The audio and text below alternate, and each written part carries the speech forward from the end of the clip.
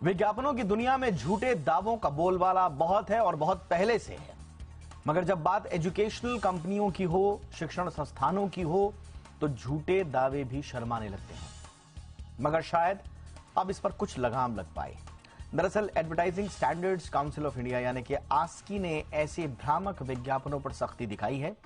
अगर कोई इस तरह के दावे करता है तो उसे विज्ञापनों में इसके प्रमाण देने होंगे, और अगर ऐसा नहीं हुआ तो संस्थान के खिलाफ सख्त कार्रवाई की जा सकती है।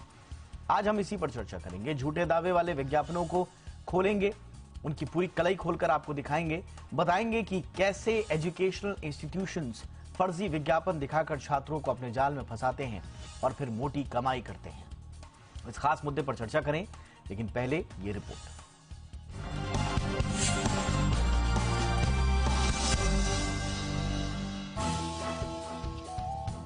जैसे ही एजुकेशन का नया सेशन शुरू होता है या किसी एजुकेशनल कोचिंग का नया बैच आने वाला होता है, अखबारों या होर्डिंग पर ऐसे विज्ञापनों की बाढ़ आ जाती है, जिसमें किसी कोर्स और एडमिशन के नाम पर 100% प्लेसमेंट के दावे होते हैं। कुछ एजुकेशनल इंस्टीट्यूट तो उनके यहाँ पढ़ने पर अच्छे नंबर लाने तक का बिना सिर पैर का बेतुका दावा करते हैं। लेकिन advertising standard council of India यानी ASCI ने अब ऐसे भ्रामक और झूठे दावे करने वाले विज्ञापनों को लेकर नियम कायदों को बेहद सख्त कर दिया है। दरअसल ऐसे भ्रामक विज्ञापनों की एक अलग दुनिया होती है। इससे न केवल छात्रों और प्रतियोगी परीक्षा में बैठने वाले प्रतिभागियों के भविष्य पर असर पड़ता है, बल्कि पेरेंट्स की गाढ़ी कमाई में भी ऐसे झूठे विज्ञापन सेंध लगाने का काम करते हैं।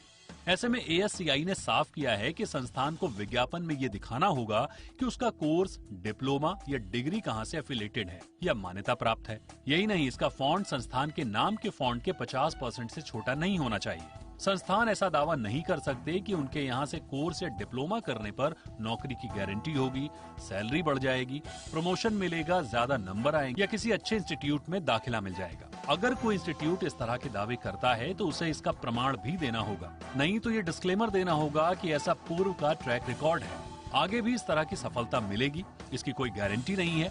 ऐसे डिस्क्लेमर के फॉन्ट के साइज दावे जितना ही होना चाहिए। वहीं अगर कोई संस्थान ये दावा करता है कि उसका कोर्स करने के बाद छात्रों की नौकरी लगी, तो साथ में ये भी दिखाना होगा कि उस बैच में से कितने लोगों की नौकरी नहीं लगी।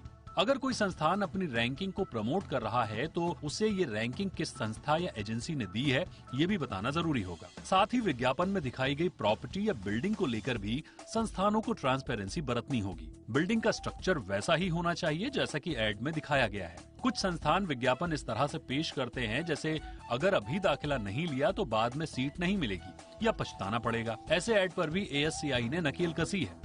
वहीं कोई संस्थान जेंडर बेस्ड कोई विज्ञापन नहीं कर सकता।